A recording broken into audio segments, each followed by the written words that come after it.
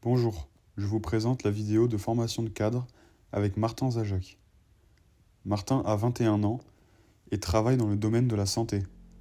Il pratique le tennis depuis qu'il a 6 ans et est actuellement classé 15-3. Son meilleur classement est 15-1.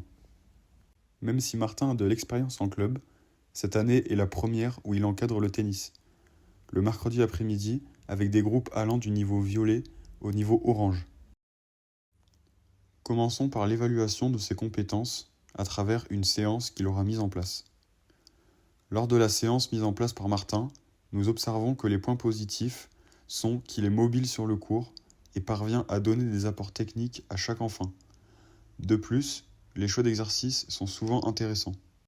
En revanche, nous observons que les séances sont des suites d'exercices sans réel thème et donc sans véritable continuité. De plus, les terrains ne sont pas toujours bien matérialisés et les enfants ne respectent pas les distances de sécurité et le format de jeu de chaque couleur n'est pas maîtrisé. Enfin, les exercices sont rarement démontrés, ce qui entraîne une compréhension et une mise en place plus difficiles. Pour ce qui est de l'attitude, Martin a tendance à manquer de dynamisme, mais parvient à rester présent aux côtés des enfants tout au long de la séance. Pour l'aider à obtenir des séances mieux construites, je vais lui montrer des programmations de cycles et des fiches de séances qu'il devra appliquer lors d'une prochaine fois. L'idée c'est que dans un cycle, entre chaque vacances, tu vois, il y a 5-6 séances en général. L'idée c'est qu'ils arrivent un petit peu à tout faire, à tout voir, un peu tous les coups. Donc là tu as un exemple type.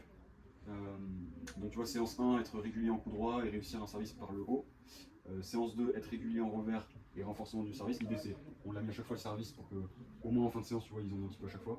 Séance numéro 3, être capable de relancer et d'être régulier au service, donc plutôt retour de service, service.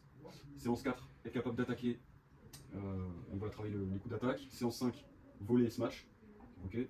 Et séance 6, comme d'habitude, avant les vacances de la dernière semaine, on fait un petit peu de séance jeu et match. Pour ce qui est maintenant de la construction d'une séance, tu pourras imprimer ces feuilles-là et te préparer tes séances avant chaque cours.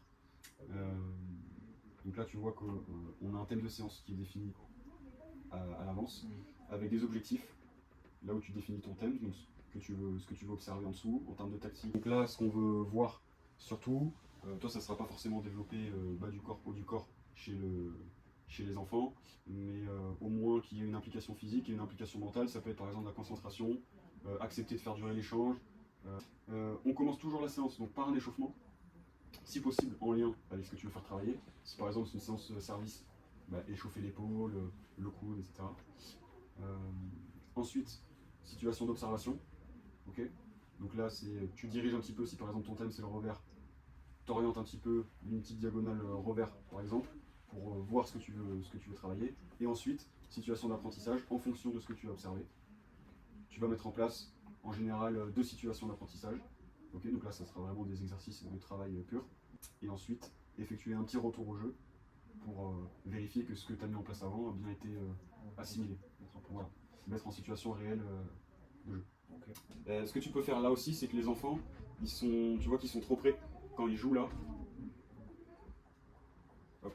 Quand les enfants jouent, tu vois que ceux derrière, souvent, ils se replacent juste ici, et alors qu'en fait, ils devraient être plutôt là, tu vois. Donc l'idée, ça serait plutôt de mettre des plots ici, là, au moins à 2,50 m derrière, pour qu'ils arrivent à respecter l'espace, la distance de sécurité, exactement. Sur la séance suivante, Martin devait respecter un thème donné. Ici, les règles de sécurité sont mieux maîtrisées. La séance est donc mieux construite avec un échauffement, une observation et une séance de travail. Mais cela manque encore de consignes techniques précises.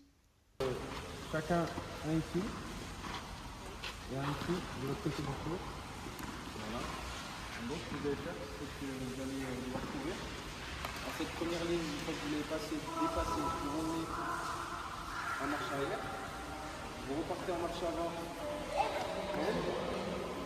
courez là, marche arrière. Vous faites pareil sur celle là-bas. Et vous courez. On reprend ici. 3, 2, 1, stop.